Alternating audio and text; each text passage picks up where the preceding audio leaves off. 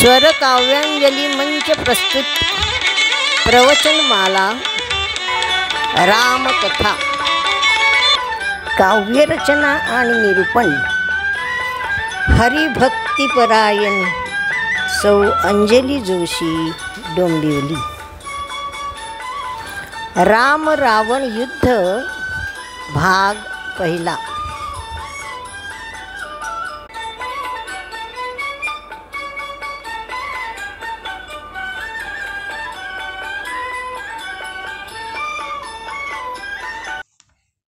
राम रावण युद्ध भाग 1।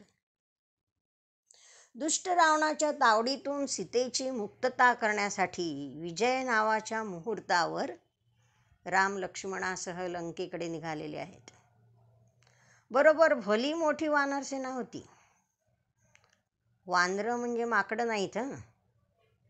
ही वानरं होती ती हत्तीप्रमाणे विशालकाय आणि इच्छेनुरूप रूप धारण करू शकणारी होती। आणि विजय मुहूर्त म्हणजे सूर्यदेव मध्यान्ह काही पोहोचलेला काळ। प्रभू रामचंद्र अस्त्र शस्त्र युद्ध सर्व कलामध्ये निष्णात होते, तसेच ते सर्व शास्त्रांचे जाणकारही होते। भविष्यशास्त्र तसंच शकून अपशकून किंवा उत्ताप सूचक लक्षणांचे ज्ञानी होते। मुहूर्ताचे महत्त्व जाणणारे होते। मुहूर्ताला फार महत्त्व आहे। नाहीतर आजकाल आपण पाहतो की त्या नाचगाण्याच्या आनंदामध्ये लोकांना लग्नाच्या मुहूर्ताचं देखील भान राहत नाही। परंतु महत्त्व मुहूर्ताला आहे हे रामांना माहिती होतं। उत्तरा फाल्गुनी नक्षत्र, उद्या चंद्राचा हस्त नक्षत्राशी योग होणार हे सर्व शुभ शकून पाहूनच रामचंद्र पुढे निघाले। बरोबर कोण होते हो? बृहस्पती पुत्र केसरी, केसरी पुत्र म्हणजेच वायुपुत्र हनुमान, सूर्याचे औरस पुत्र श्वेत आणि ज्योतिर्मुख, चंद्रपुत्र दधीमुख, अग्निपुत्र नील, अश्विनी कुमारांचे पुत्र मैंद आणि द्विविद, वरुणपुत्र हेमकूट, मृत्यूचे पुत्र सुमुख दुर्मुख वेगदर्शी, यमाचे पुत्र गज गवय गवाक्ष शरभ आणि गंधमादन, शिवाय सुग्रीव, ऋषभ, जांबवान आणि वालीपुत्र अंगद असे असंख्य महाबली वानरसिंह आणि अस्वले सर्वजण रामकार्यास हातभार लावायला, ते पवित्र कार्य सिद्धीस न्यायला उत्सुक असलेले होते। घोंगावणाऱ्या समुद्राप्रमाणे ती महाघोर वानरसेना पुढे निघाली। युद्धयात्राच ती, म्हणजे नासधूस करणारी, निदर्शनं करत उगाचच आरडाओरडा करणारी नव्हे। उपद्रवकारक वर्तन नाहीच। सगळेजण प्रसन्नपणे वाटचाल करत होते।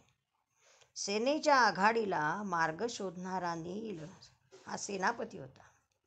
त्याला सूचना अशी होती की मार्ग असा हवा की जेथे फळं आणि मुळांची रेलचेल असेल, शीतल वृक्ष छाया, थंड पाण्याचे साठे आणि मध उपलब्ध असेल।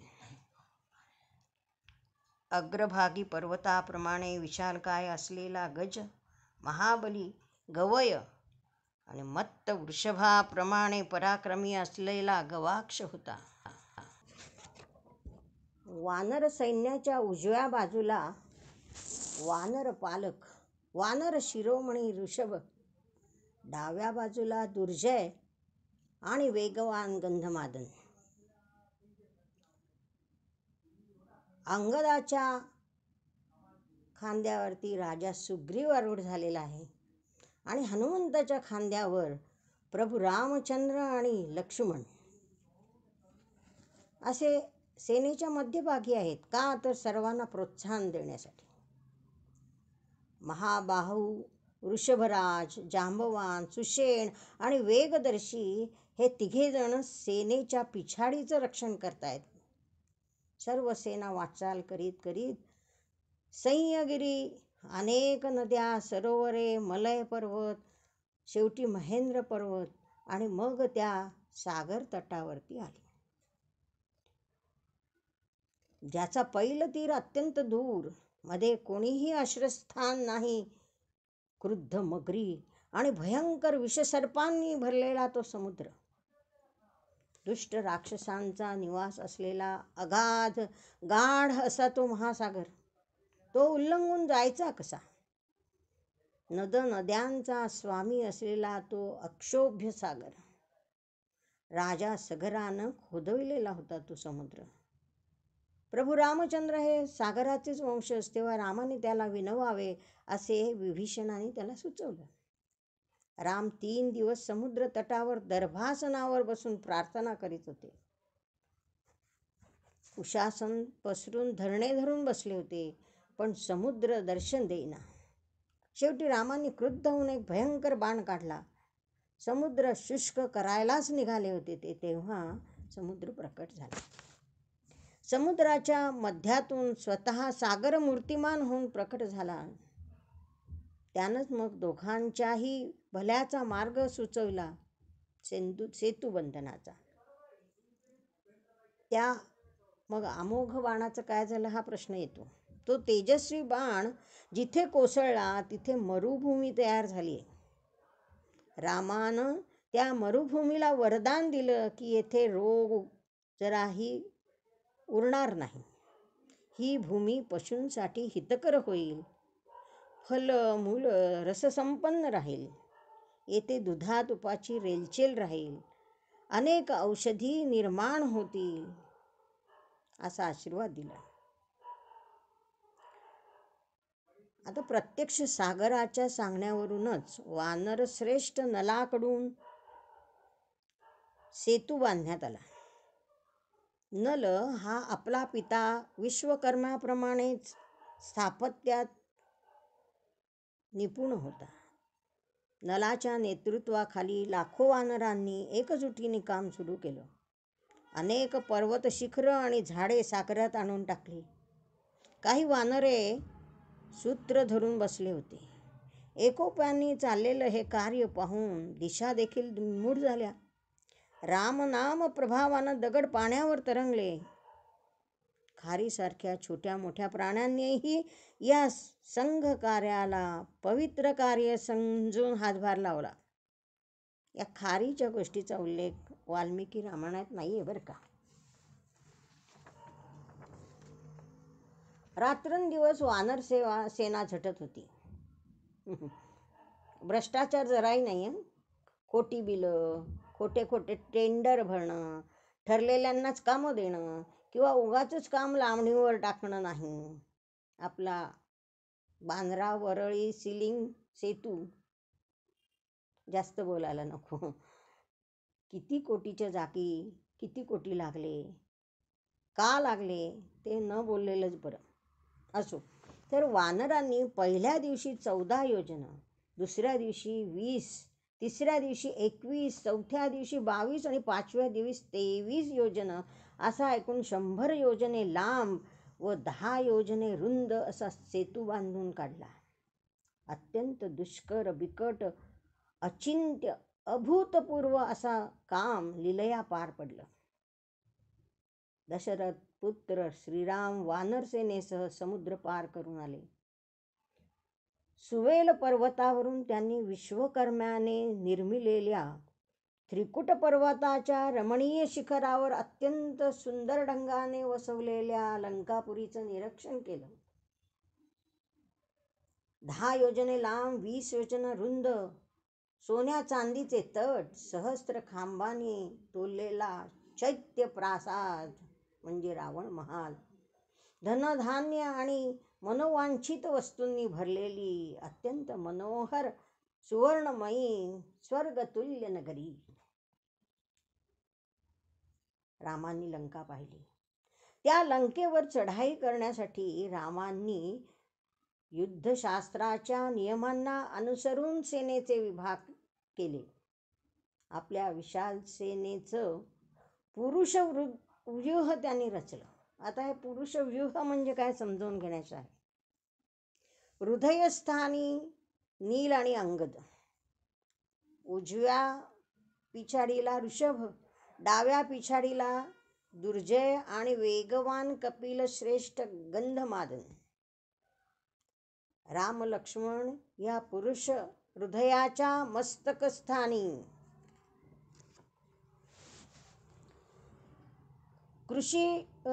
कुक्षी प्रदेशाशी जांबवान, सुषेण आणि वेगदर्शी, कारण ते अस्वल सेनेचे प्रमुख होते. वानरराज सुग्रीव पृष्ठभागी. अतिशय चोख व्यवस्था झाली. कोट्यावधी वानरांनी आणि अस्वल सेनेनी चहूबाजूंनी त्रिकुट पर्वताला वेढा दिला. लंका बंदिस्त केली. आता युद्धाला तोंड फुटणार. पण प्रभू रामचंद्र धर्मात्मा होते, धर्म जाणत होते. साम दाम दंड आणि शेवटी भेद. तेव्हा विचारपूर्वक आधी रावणाला त्यांनी एक निरोप धाडला. देव, दानव, यक्ष, गंधर्व, नाग, राक्षस, ऋषीमुनी सर्वांचा शत्रू असलेल्या निशाचर राक्षस राजा, तुझा शेवट आता जवळ आला आहे. प्रभू रामांनी अंगदाकरवी रावणाला निरोप धाडलाय. तुझ्याशी युद्ध करून तुझा वध करण्यासाठी समुद्र उल्लंघून आम्ही इथवर आलो आहोत. आता तरी तो उद्दामपणा, गर्व, वृथा अभिमान सोड. शरणागतीचा मार्ग स्वीकार आणि पुढे येणारं संकट टाळ.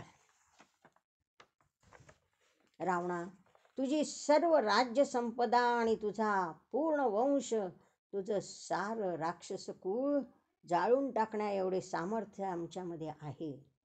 तेव्हा तुझा राक्षस कुळाचा ऱ्हास होऊ नये असे वाटत असेल तर अजूनही शरण ये. रामांनी अंगदाकरवी रावणाला निरोप पाठवला. अंगद दूता करवी धाडी संदेश रावणा राम.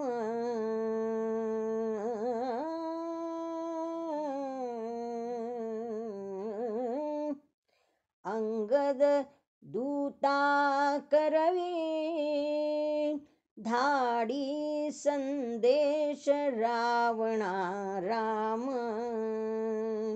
येता शरण मला तू,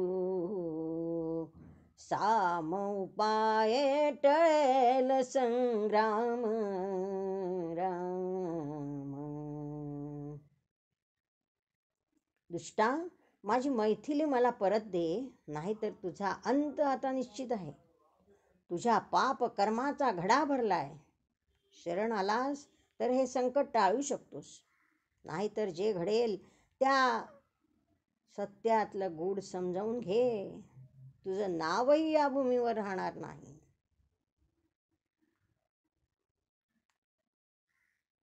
योग्य विचारे द्यावे सन्माने मैथिलीस पाठवून,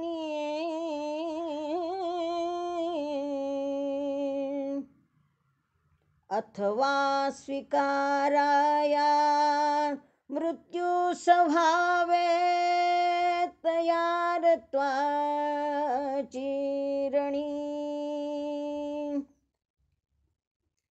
रामाचा हा निरोप अंगदाने रावणाला जाऊन जसाच्या तसा सांगितला. रावणाच्या अंगातला क्रोधाग्नी भडकला.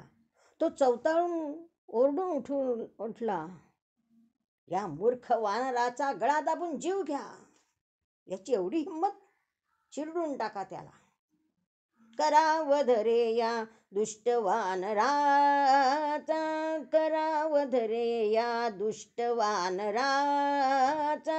सुटे हुकुमच तो क्रुद्ध रावणाचा, सुटे हुकुमच तो क्रुद्ध रावणाचा. सर्प चिकटावे, सर्प चिकटावे तसा अंगदाचा देह आवळण्या यत्न दानवांचा, देह आवळण्या यत्न दानवांचा.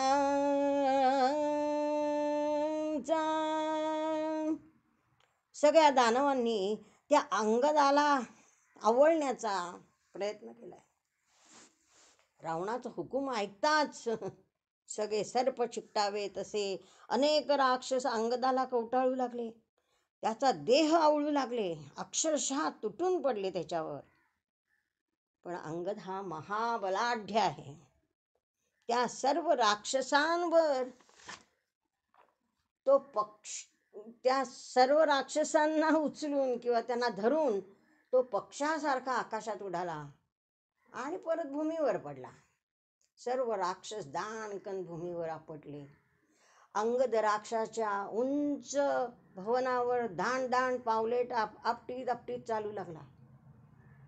त्याच्या आघाताने भुवनाचे छत विदीर्ण होऊन फाटू लागले.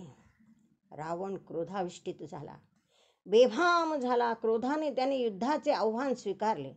हुकूम सुटला आणि राक्षस राजाचे योद्धे मोठमोठी आयुधे घेऊन युद्धात सज्ज झाले. इकडे रामाने पण वानरांना युद्धाची आज्ञा केली.